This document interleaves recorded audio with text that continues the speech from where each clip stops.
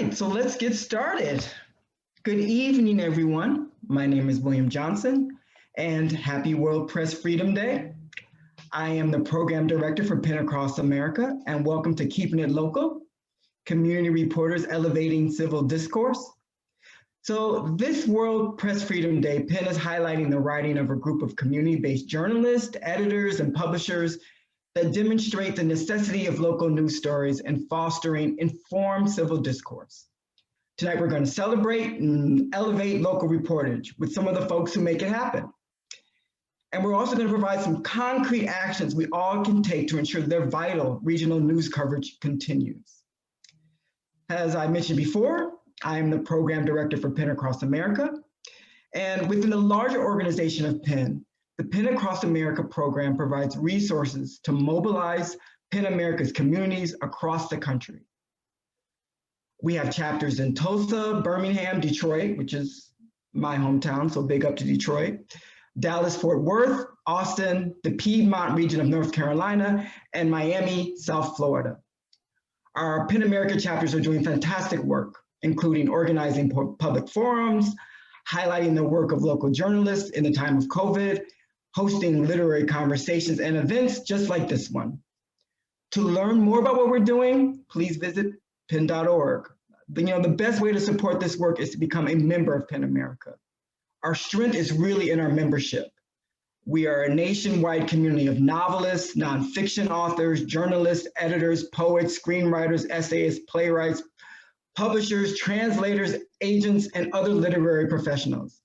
And we're even a larger network of devoted readers and supporters. So please join us in carrying out PEN's important mission. Now, without further ado, I'd like to introduce our moderator for this evening, Zach Stanford. Zach is an award-winning journalist who recently served as editor-at-large at BuzzFeed and was the first Black editor-in-chief at The Advocate, and worked as an investigative reporter at The Guardian. Stafford is currently a columnist for MSNBC. I will now turn the conversation over to Zach. Thank you, William. I want to say old friend, but it's not because I think we're old. I've known you for quite a bit now. But thank you for that. And it's so nice to be here with all of you. I have a deep, deep love for PEN America, from everything that PEN America does, from supportive journalism to authors to poets to everything. And I'm so excited to be chatting with these folks today because I think a lot of us in journalism began at the local level, whether it's your local student newspaper or you did work at a local newspaper. I worked at Chicago Tribune right out of college, so I very much believe in city papers. But I want to introduce everyone, and then we're going to dive into a conversation with my colleagues here about why local journalism is, I think, the most vital part of journalism, honestly. I really do believe that. So first up, we have Sierra Hinton, who is the executive director and publisher of Scalawag, a journalism and storytelling organization building solidarity, consciousness, and community by awakening the popular imagination to new possibilities that spark social change. Next up is Willoughby Mariano, who is an investigative reporter for the Atlanta Journal-Constitution, where she focuses on housing and criminal justice issues. And Atlanta's been very busy this year, so I can't wait to hear about your work there. And then next up, we have Sarah Rahal, a city reporter at the Detroit News. And aside from her city beat, Rahal has been focused on daily coronavirus reporting in Michigan, immigration topics, and helps with the Detroit News investigations teams. And then last but not least, we have Chilean Ito, who is a legislative assistant for the U.S. Senator Brian Schatz, who is a Democrat from Hawaii, and is the policy lead on the Education, Arts and Humanities, Census, and Civil Rights and Social Issues portfolios. So very, very busy, important work. So I'm so glad to be with all of you today. And I want to begin with a question about you personally and what got you into the business. And I know some of you have different routes here, especially you, Sierra, who does not come from a traditional path. So I'd love to hear from all of you about what brought you into more of a local journalism, and kind of what was the story that you worked on that really kind of cemented for you that this was the work that you wanted to be engaged with. So Willoughby, I'd love to start with you. Oh gosh, this is kind of a hard question because like throughout my life, local news has sort of been what, it's what a little, the child of immigrant parents uses to like learn about what the real world is supposed to be like. And it's how my parents did as well. They read those, those old school columnists like, Mike Royko and Jimmy Breslin. And oddly, what cemented it for me in local news wasn't a story, that was terribly deep and meaningful. It was it was my first big sort of front of the book story for Newsday, a newspaper out in Long Island, where I was an intern. It was my first daily news internship about a family of geese that had been murdered. There were 8 of them, and they were being cared for. No one knew who poisoned them. They were being cared for by a Vietnam veteran, and he said, "They killed the babies. They killed my babies." And it was such a lovely little moment of like actually being able to care for somebody, and send a message out for somebody, who wasn't, I mean, he was working at a gas station. He wasn't living a huge life, but was, giving a voice to just, an ordinary person who doesn't, who had gone through something horrible. And those tiny stories are actually what sort of brought me to this, and the fact that we actually cared. I love that. And I love that you brought up, the immigrant experience, about these local papers that are part of communities are so vital to folks when they're coming to the country. What city did your parents immigrate to? I was in Brooklyn for a while, but Okay. yeah, but raised outside Chicago. So there you go. Yeah, there you go. Fellow Chicagoan. Sierra, I'd love to hear from you next. Yeah, so it was really, for me, place that brought me to this work. I always say, like, I accidentally became a publisher. That was like definitely not the plan.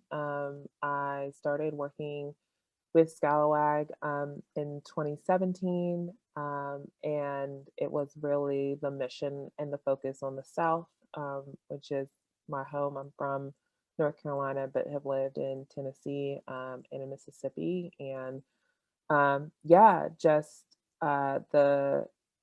the call to place and the real passion for the South made me want to be a part of the team. And it was, I guess, my like background in fundraising and development that actually brought me into the work of being a publisher. So it wasn't so much the journalism, but now that I'm like doing this work, I've developed a deep passion for journalism and the tool that I think it is, and how it can be used by communities to make our homes more equable. Yeah. And has there been a story as a publisher? I love talking to publishers, because publishers really are the reason why we all have jobs most of the time. Like, they really are why we all get to work. But was there a time, as you stepped into the role, I know you began on the growth side of the mag, but was there a moment in which you were like, wow, damn, like journalism actually does help these communities in a really deep way? Yeah, I think it was, let me think about that. Well, actually, I think a story that we just revisited recently about a city in Georgia, LaGrange. Lewis Wallace, who was working at Scalawag at the time, first wrote about this story and how folks were organizing around utilities. And so they actually ended up suing the city. And just recently we wrote the latest part of that story. They won. And so it's just like a really, it was a great story about the power of community and what can happen when people come together. And, I think a lot of times we see stories covering what politicians are doing or what's happening at City Hall or what the school board is doing. But it's always the stories where we're like covering people that I'm just like, yeah, people power. I love that. I love that. Yeah. It's like always the best. I think people always think journalists want to talk to like politicians or celebrities. I did a lot of celebrity work when I was hosting a morning show, and everyone was like, isn't that the best part? I was like, no, celebrities are terrible. They're really boring. It's like everyday people who are not very jaded, that are like the people you want to talk to, and the people that actually believe and like see the power and the story that they're telling. Celebrities are like, I don't know, I don't even look at my own Twitter, so what am I doing here? But, speaking of everyday people, Sarah, I know that you've been doing a lot of really important work on the ground in Michigan around the coronavirus, and then also just some other incredible work in general there. But talk to us more about kind of what brought you into the space, what inspired you to kind of do the work in Detroit. Yeah. So I also had a family immigrate here to Michigan from Lebanon, and they wanted me to be a doctor and lawyer, of course. And I was like, oh, I want to write. And it was funny. I actually got a scholarship to journalism school, and that's when they were like, go, have fun. It was a good chance for me to learn a lot, but I think what solidified it for me very young was I went to I was on a field trip very young, and we went to the Holocaust Museum here. We had one of the National Holocaust Museums in Michigan, and I was looking at all the photographs, and they tell you that it's going to be super graphic and all of these things, and I thought, who took these pictures? Who was sent to document this, and the impact that it had on me and the people that I was with. I felt like I wanted to do that. Like I had a knack for photography, and I actually joined journalism as a photojournalist. And I wanted to have pictures say more than words. But then I got into the people aspect of it, like you guys talked about, and listening to stories and hearing the debates of both sides, and kind of being in that middle and being able to pick the truth out of opinion or the facts out of opinion is something that I thought was almost the more fun part, that you got to listen to all of these things and collect research and go back and try to explain it to somebody else in a much more organized fashion. And you learn so much more yourself. And one thing that really solidified it for me was in my later years of the news, about 2 or 3 years ago, I started reporting a lot on immigration. And one of the first stories that I pieced together myself, because sometimes you get a tip and you kind of build off of it, but this one I had to just piece together from talking to so many families. And I realized that a lot of the detainees, that it was Iraqi detainees in Michigan that were getting swept up in Trump's raid, were cutting off their tethers to evade deportation. And many of them who had family members that had already been deported had died. And they were kind of like doing this as their last survival and hope, and to get their cases heard and their stories heard. And gaining their trust was a big factor for me, and kind of watching it all play out was something that I realized that I couldn't have done on a national level. The time it would have taken, the amount of resources used to talk to these families and stay in touch with them, and had been reporting on it for over a year to get to that point, I thought was something that I felt like I earned. And that was what solidified journalism for me at a local level. Yeah. I really appreciate you saying that, because we don't talk enough about the relationship building that is in journalism. When we talk about getting sources, people think of it like we were talking about Aaron Sorkin before this, so people think of it like the newsroom, where it's like you make a phone call and you're like, I work for a really big cable news outlet, you're going to do this story for me and blah, blah, blah, and people just do it. It's like, no, that's not the case. A lot of times, the bigger the outlet, the more fear people have. So I'd love to hear more about how you all have been navigating this as journalists, as people, and as people within communities that you're diving into. What are the things that you're learning as you're kind of building these relationships, and how are you seeing that ability to get into those communities to tell their own stories is impacting just the local level, and also making sure these people are being heard and seen, if that makes sense? It's really about community building. So who would like to go? I can jump in. I think, at Scalawag, we do in-person events when it's safe, and virtual events. We've been doing those throughout the pandemic. And honestly, I think when we started events, we knew we wanted to deepen our relationship with community. And we knew that especially covering such a large region, the South, we needed to show up locally and start to build relationships.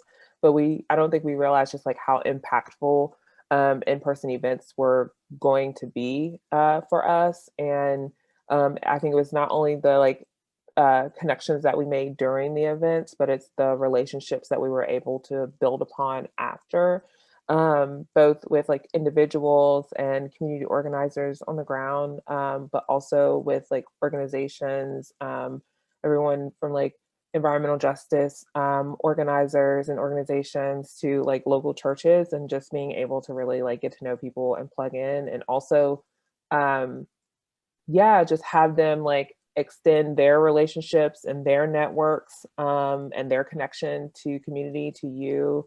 It goes like such a long way in being able to like build trust quickly. It's invaluable when you think about how, like Sarah was just saying, just how much time it can take to build that level of trust, being able to in some ways have a proxy or have folks extend that to you. It's just amazing and super helpful. Yeah. Anyone else? I have something to say here. This is such a complicated and very interesting question for somebody who works at a large traditional metro daily, because we used to be ginormous, right? We used to have hundreds of people who were journalists, crawling all over the metro region. And so, going to the grocery store was almost an act of PR in a way, because you'd run into somebody who you had just covered, who may or may not be friendly at the time, and you'd be looking at bananas and saying, "Hey, I just want to buy bananas."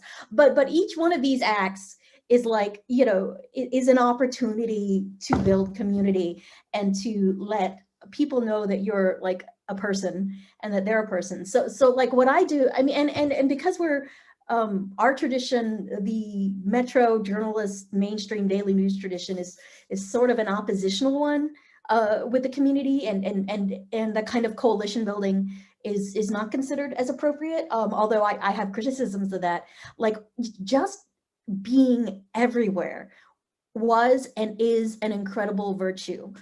Going out the door and being, and someone saying, "Hey, you're the newspaper lady," or calling up. I got a call on Sunday. "Hey, you the newspaper lady?" I'm like, "Yes, yes, I am." And it's Sunday, but that's okay. But it's just this everyday act that you do while walking around. Like I put out there that I'm the newspaper lady, so that way people can find me and know where I am. And I'm not just dealing with like, institutional sources, people in power. And it's, and I'm just very, very sad that there's so, there are not nearly as many of us as we used to be, because you can't go to every grocery store. But you can't, I mean, you go to fewer and fewer meetings. In order to be a good reporter, in order to get people to trust you, you have to go to a lot of things that you never write about. Mm-hmm. And there were fewer and fewer of us to do all that kind of, that sort of thing, building trust. But Willoughby, I'd love to quickly follow up to there's like, why is this such a bad thing for us as communities that we don't have access to journalists like that now? Like, what are we losing by not being able to call up a newspaper lady every day to say, "Hey, I got something"?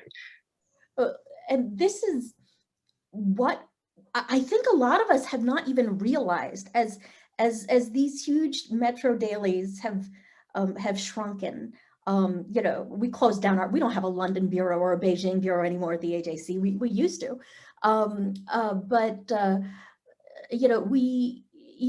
we've pulled back our resources. There are fewer of us around, and so when you open up the paper, it is thinner than it was 20 years ago. You can't lie about that. I mean, it's just the objective, the objective truth. And what that means is you literally know less.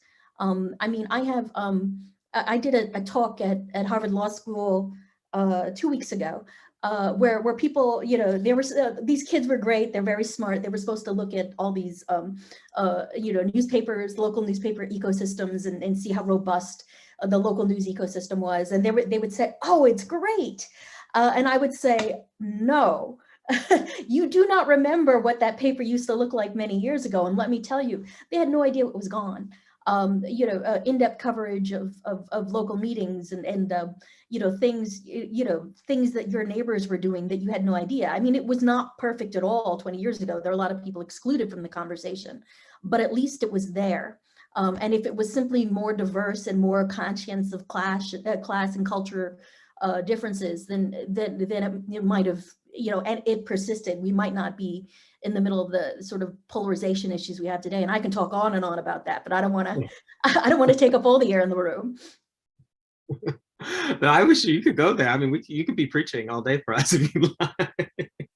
But I think, like, Sarah, I think you're doing a lot of important work in Michigan right now that I just think a lot about how if you didn't exist, if the Detroit Free Press wasn't there, what would happen for folks, especially those dealing with coronavirus. So can you speak to like kind of what you've been seeing this past year of if there weren't reporters like yourself on the ground, what would happen? And also maybe imagine what a world could look like in Michigan if there were more of you able to work in the communities right now. If there were more of us, we wouldn't each have more than a dozen beats. I mean, it's with less people working, we all have to be so much more of experts on everything. And that's where you get the flaws, right? Like someone can't be an expert on everything. Someone can't have 25 beats covering everything every day. But at the same time, I think we took for granted, especially in the pandemic, I've took for granted how great door knocking is. Being able to walk up someone's door and actually get their opinion and talk to them about their neighbors or their neighborhood or the community. People won't even answer the door anymore during the pandemic. Just at the height of it, it was just very scary for them to see anybody coming up to their door. And even then they weren't, I guess, knowledgeable enough about what was going on there. Everyone felt like they were trying to avoid the news and turn on something else. Without journalists, we lose those watchdogs of our community that really hold in place things that we do take for granted. Being at those meetings, making sure that random boards and commissions aren't, lifting their salary caps and using the city's money to pay themselves. Being sure that we get those myths debunked about the vaccine, about what's circulating on the internet, and all of these things that we're learning from Facebook and Twitter, and trying to provide some nutritious, fact-based news is important. And I think if there were more of us, maybe it would be a little bit easier to hear from more communities. I think right now with the shrinking team, we're hearing less and less, and we're really focusing on populated areas like Detroit or Atlanta, or the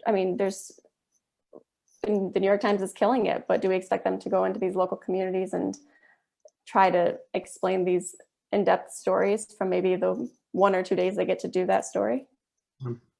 So, yeah, I think I'm so glad you brought up the New York Times, because they've become such a robust machine, and I'm sure we all have colleagues and loved ones that work there or have worked with them. But it's not a good stand-in for the work that you all do in your cities every day, day in and day out.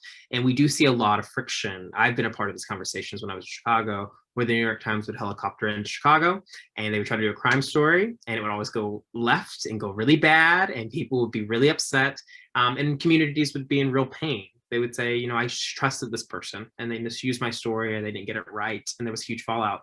And the problem that would happen is that the New York Times reporter, I say this with lots of love, would then helicopter back to New York City, and they would have to deal with the fallout of the communities, which all of us were in these communities that had to deal with that fallout. So I'd love to turn the conversation to that relationship. And Willoughby, I feel like you're shaking your head a lot right now, and I want to go to you about kind of what do you think about this relationship between local and national news, and what can we do to kind of better kind of manage those relationships, especially as we see it become really top heavy. Like there's a lot of, like, currently I'm with MSNBC.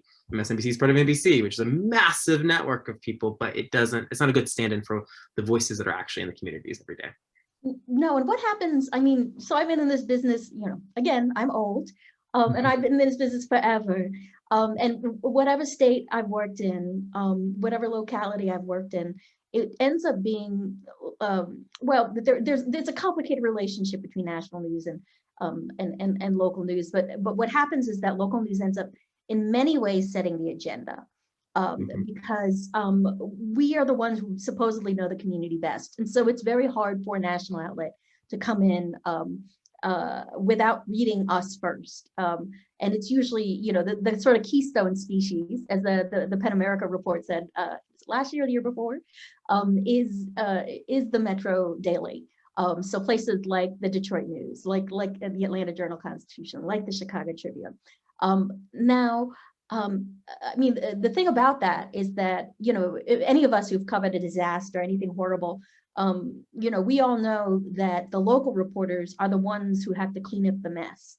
I mean, I've literally been on the phone or in the room with somebody who's been upset or grieving about the coverage, you know, of a particular situation. Sometimes, you know, granted, sometimes we make our mistakes too, and big ones, but people, there's almost no recourse if you are a local person and feel sort of steamrolled by a big story. But we have to deal with these people long term, and so we build. You know, I think we work on our relationships. Betrayal is a much scarier thing for us. I mean, there's a human cost to us. We have to, you know, we have to live with these people in our lives, calling us up in the middle of the night because they're angry. And we want to be able to feel good about ourselves for the long term. So it's a, you know, it's a complicated relationship, but we always, you know, initially we have the power, and later on we clean up the mess. Yeah, every time, because you're the one that communities hold accountable, and they know your name. They don't know the names of the New York Times reporters many days, and there's a real power in that. And Sierra, I'd love to turn to you, because I feel like what you all are doing at such a regional level, it speaks to this. It's kind of creating scale and a lot of access points for folks to hear lots of different stories by the community and for the community.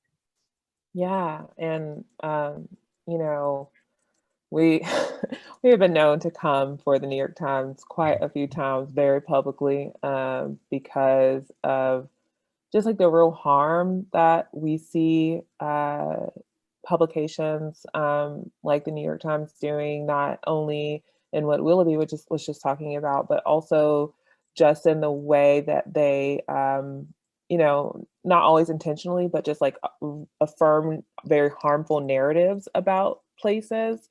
So, you know, we see this in the South a lot. There are a lot of stereotypes and tropes about the South and what it means to be Southern, and working class Southerners in particular. And, you know, if you're from the South, you know that it's way more nuanced and more complex than a lot of folks who are reporting on what's going on here, but aren't from here, understand.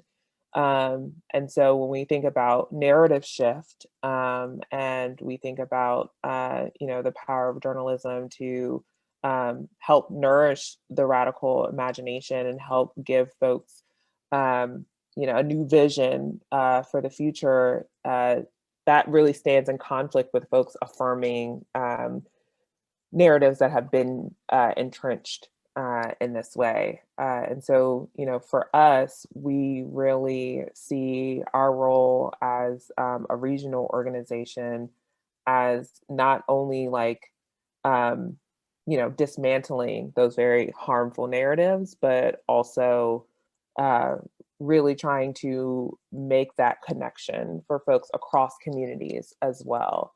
And how can we like build this media ecosystem in the South, so that folks who are, you know, in Atlanta understand what folks in Birmingham, what folks in New Orleans are doing and how they're moving, and what are the like commonalities between those places, and what can we learn from each other, and how can we build together to transform the region.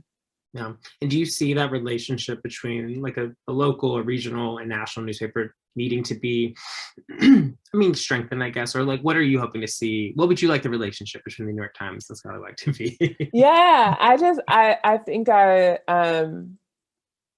so I think for us, you know, they have capacity and power and resources that like we don't have, and that a lot of local news organizations don't have. And it's like, so what is like meaningful reciprocal partnership look like? And like, you know, you can't just in the ways we don't want them parachuting in to do reporting, we don't want them parachuting in for partnership either.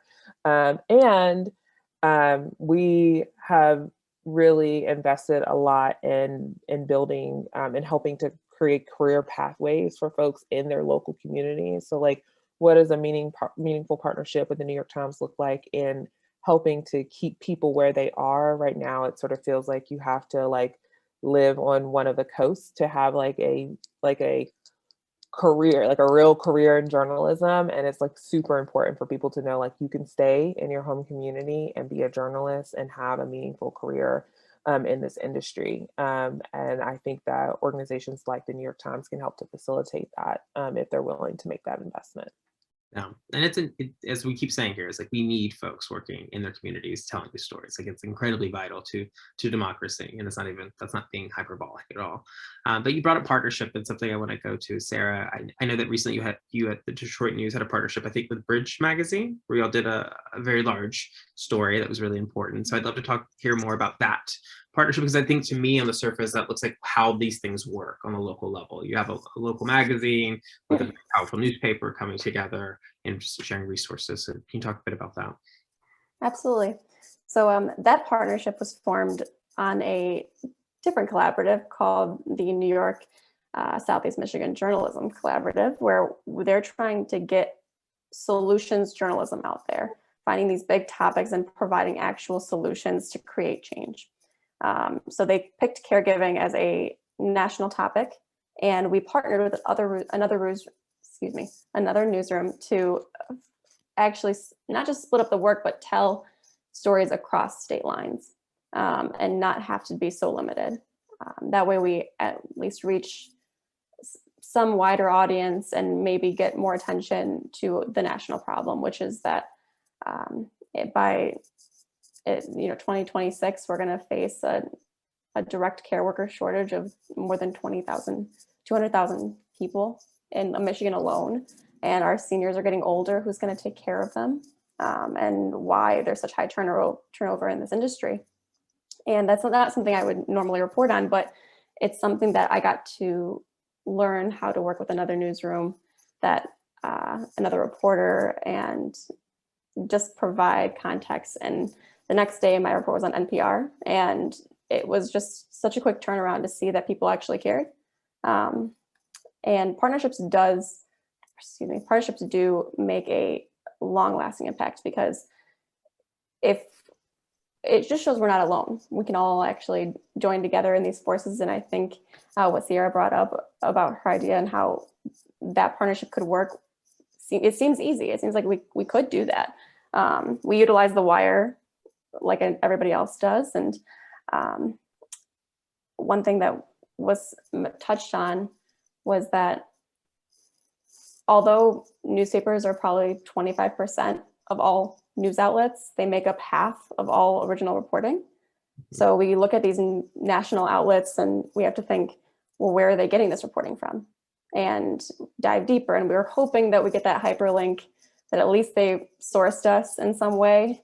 It's sad to see when your sources go to the bigger guys when they have a bigger story, and then you have to be the person to follow. Hopefully partnerships reduce that and give us that leverage to create these national topics and national stories on a local level. And that way we can at least have some sort of united front. Yeah. As an editor, I've been in many fights on the phone defending reporters' work it was obvious that this other outlet has lifted our reporting and has not hyperlinked or has not sourced. And they're like, well, you can't prove it. It's like, no, girl, I can prove it. Like, there are datelines, there are ways in which we can prove it. And there's an outlet we've talked about here already that I will not say is very infamous for lifting things and not hyperlinking things, even though the traffic there could be very widely shared. So, partnership's really great. Hyperlinks are also really great for SEO. Like, this is good practices for like a web search. So anyway, we are running low on time, so I want to move into like a fun question, or not a fun question. Actually, this is not a fun question. I do not know why I said that. And then I'm going to move over to Trelane, that's going to speak to, they're going to speak to some of the legislation they're working on. And then we'll go to Q&A. So if you have questions, this would be a time in which you can drop them into the chat box, and then we can open it up from there.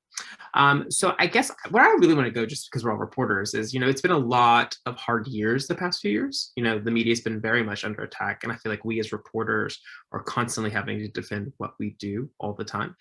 So I'd love to know how you all have been doing through all of this, and kind of what your hopes are for the future of media, with us all talking about the media, but really, I guess, where you're finding support just to keep going in this work.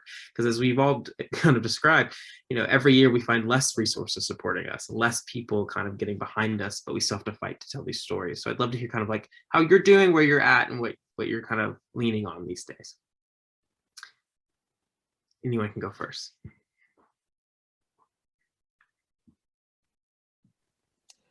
How am I doing? Honestly, I am doing well, at least on the journalism front. I think that in many ways, our organization is like having a real moment. A lot of the things that we have been talking about and covering for years before, I would say, like mainstream status quo, whatever, like before, like most people were having a conversation about it. I'm thinking about police abolition. I'm thinking about the fight for 15, raising the minimum wage. Like, we have been reporting on these things for years and letting folks know, like, look, this is like important work that people are on the ground doing and fighting for day in and day out. And now, like, folks are looking to us as a part of that conversation. And in a lot of ways that feels very validating, and it just is very affirming, and lets us know that, like, even if people are reading the reporting that we're doing right now, there will come a time when the conversations that we're having at Scalawag do come into the mainstream, and folks will, look to us because we've been doing that work for a while. I'm just getting a lot of inspiration from other folks who are leading in that space. Media 2070 is a new project that was recently announced around media reparations. And who would have thought we would ever get to a place where we are talking about reparations to communities, media reparations at that, and having that be like a valid conversation that people are willing to engage in good faith. So that sort of, like, again, radical imagination really gives me a lot of hope. I love that. I love that. Willoughby, what about you? You said you've been in the business for a little bit. So how have you been lately? What are you thinking? What is your crystal ball showing you? And also, I see AJC everywhere, I feel like, lately. Like, I see you all reporting a lot. Yeah, we are everywhere, because Georgia is now the center of the universe. Yeah. I've been very lucky in the sense that, so I've been away on a fellowship at Harvard since August. And it's that's just about to end. But I keep in close contact with my friends, and I know exactly how I felt before I went on fellowship, and I was exhausted because we know exactly how small our newsroom is in comparison to what it was before. And we also know that we cannot let standards slip. Georgia was at the forefront of opening up during the pandemic, and we were the people who figured out that our governor was not giving correct numbers about the number of cases and giving misleading information about the number of cases, and is now giving more misleading information about vaccinations. People were literally calling me, and I was answering, like, just ordinary people. I was answering emails at 3 a.m. from ordinary people who were panicking because they didn't know whether to go outside. We answered every single email from every single person who approached us in earnest, not harassing us, which happened a lot, but approached us in earnest saying, "Oh my God, I'm desperate. I don't know what to do. And I'm terrified. And I have these pre-existing conditions." My friends are exhausted, and I know I'll be exhausted again. This news cycle is not letting up. Georgia will remain the center of the political universe for a while now, for a number of years coming, and our workload is not going to let up. Neither is COVID. There'll be a new problem around the corner. Yeah. And that means everyone that's on this chat should subscribe to the AJC today. I'm not getting paid to say that either. Sarah, what about you? I mean, Will hit that nail on the head. I mean, everyone is just so tired. I think with the amount of juggling we're having to do with, and especially local papers are so essential during the pandemic. I think people forget to realize, like, we're sitting here reporting on what businesses are closed in your local community, where you can get testing, where's the where you walk in and just get a vaccine, and all of that is being juggled with. Okay, how do we manage this paywall? How do we figure this out? How do we gain this ad revenue traction, gain our readers back, and try to produce something that's not Corona related, that's entertaining? And it's something that we're all feeling less creative about, because we have this, we had 4 years of a presidential campaign, and now we have another 4 years of probably a pandemic. And it's interesting to see where we're going in our daily coverage. And I'm doing okay. I think we're getting the experience that some people may not have otherwise. And this is a definite hurdle and challenge that I think we're taking pretty well. Gotcha.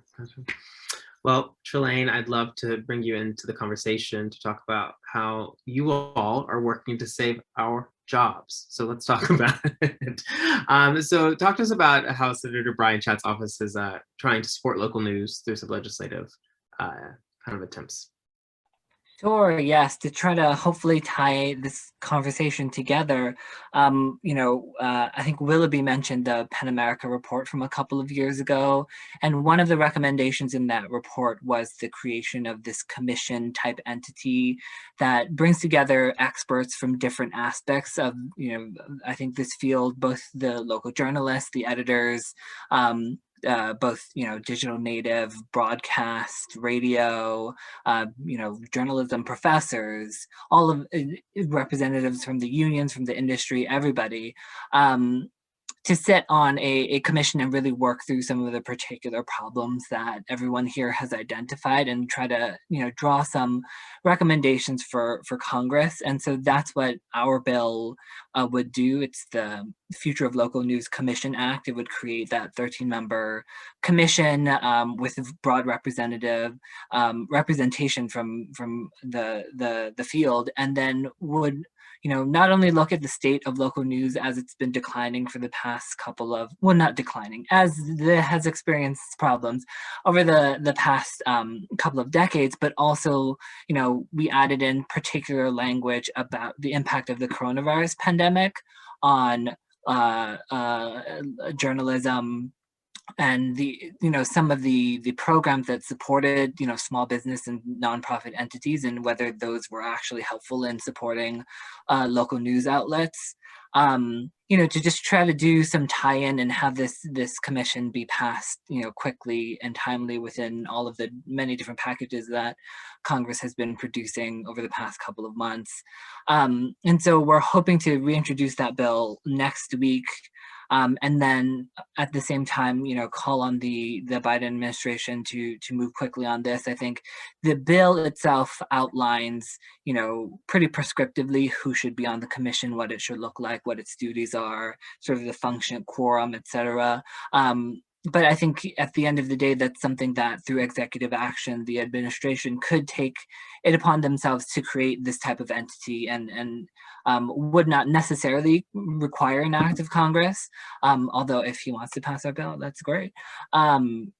So we're hoping to move really quickly on this issue so that at least, our bill is a little agnostic on the particular solutions. I think it would be actually really interesting to hear from the panelists on what they think are some particular solutions that the federal government should be looking at. But I think setting up the structure of the commission would be really helpful in at least identifying sort of broadly the problem, and then really starting to work on some solutions that either Congress can take or different federal entities could take, or even recommendations that state and local government entities should be taking.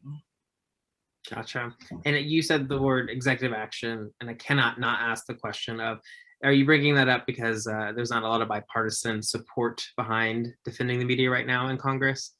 So actually on a couple of other local news bills, there's a bill from Representative Kirkpatrick from Arizona that it involves taxes, so it's way above my head.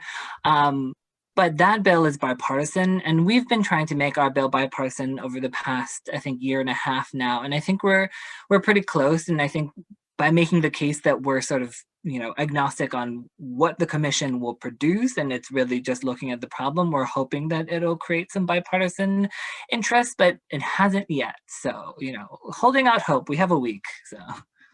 And is there a world in which would community support help push more bipartisan support, or kind of what can folks do today to help with this endeavor? Yes, I think it would be really helpful, for especially local news outlets or local news supporting organizations to talk about the necessity of this type of bill, this type of commission, identifying these problems, and then, recommending that they're congressional delegations, take a look at the bill. I'm happy to share more information both now and then once it's introduced for folks. But I think, as someone who does work in Congress, when folks back home call and email and write in, we do take notice. Great. Is there anything the panelists want in the bill? is there anything that came to mind? When you proposed that, Jelaine, I got nervous because I was like, oh, I'm not ready to answer this because I'm sure I have something, but I don't know if anyone else had something that came to mind. We can figure out. Yeah, we can figure out how to get ad revenue back and take it away from Facebook and Google. Yeah. Well, and that's an idea. That's Sarah is bringing up the exact point that I have. This is not. I mean, there's some interesting proposals out there about how to raise money for journalists, and journalism, and that's the sort of the core of the issue here. But it really, I mean, tax things might be, important and interesting. Yeah, this has to do with ad revenue. This has to do with Facebook and Google, and I don't know if this issue is going to be solved anytime soon. So the solve is Senator Warren's breakup big tech. Is what we're hearing here. We need to break it up, take it away. Zuckerberg needs less power. As a mainstream journalist, I neither support nor deny any support of such a thing. But this is so much bigger than a lot of us would like to think about. I mean, we were always subsidized. And not by subscriptions. It was classified ads. No. And there's got to be a replacement for that. And that means we have to sell more of the other ads or sell them for more money. Or we have billionaires come in and purchase us. And there are not a lot of solutions beyond that. Yeah, and a billionaire purchasing you doesn't always solve every issue. It may create new issues that come up too. So it's very, very complicated. Okay. Yeah, I think if you want to learn more about that, there's a great episode from the Patriot Act called Why Newspapers Are Dying. It's no more than 20-30 minutes. You can find it on YouTube. Hassan Minhaj and the team really break it down very easily to understand, equity and hedge funds buying out local newspapers and why that is. And maybe that's why wherever you're listening from, if you're listening from a community that's lost its local newspaper, and it might be good to educate yourself on why. And the sad, full circle for Hassan Minhaj and Patriot Act, it was that it was canceled. So while they were doing incredible reporting on Netflix. So there you go. Another example, big tech doesn't always solve everything. So we only have, sadly, so we only have a few more minutes. So I'd love to go to some questions if folks have them. I'm going to look. I don't see any. So if you have one, you can drop one in right now because I just have a few minutes. But as we wait, is there anything that our esteemed panelists would like to remark on or state before we run out of time? Since you don't have. No, since you give me a soapbox, and I could talk about this forever, I just want to say, no, I have a theory, and not an uninformed one. I mean, there's sort of the people who watch local news are the people who are the folks who could end polarization.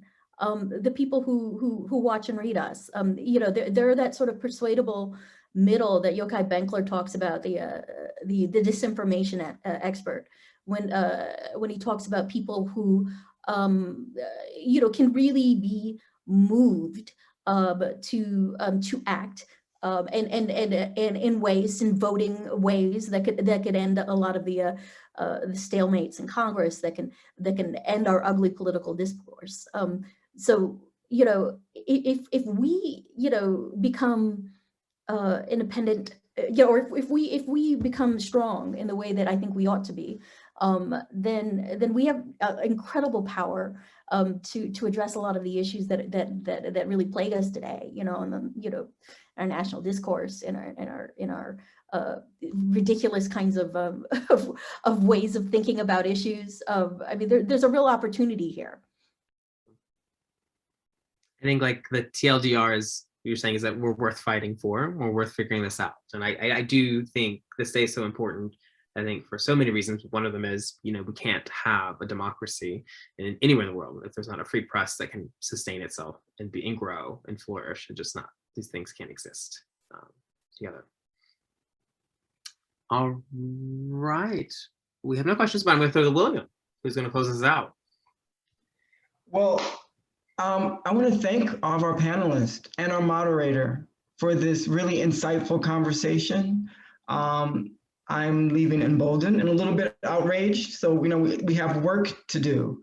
And I would say that hopefully all the attendees feel we have work to do too. But there's an action item we can do. There is one thing, I'm putting it in the chat. Penn, with some fantastic community partners, has created an advocacy tool for you to reach out to your local representative to tell them how you feel, how important local news is. So please use this advocacy tool. It is in the chat. Let your representatives know how important local news is. All right, so we are winding down. Thank you all, panelists. This has been a fantastic discussion. And I hope we can all, oops, the action item brings up, we're sorry, the page function has tried to access, is not found. Oh, so I put in the wrong, did not take, hold on one second. I'm sorry about that. Let me make sure. I'm going to send everyone to another page. All right, folks, so this is our Free Press campaign page. On this page, you will find a link with the action alert. So I'm sorry about the confusion. So the link is in the chat. Please do what you can to support local news. So yet again, thank you all for this wonderful discussion. Everyone have a wonderful night, and thank you for spending World Press Freedom Day with us. So thank you, thank you, thank you, thank you. All right, good night and take care. Thank you again, panelists and moderator. Thank you, thank you, thank you.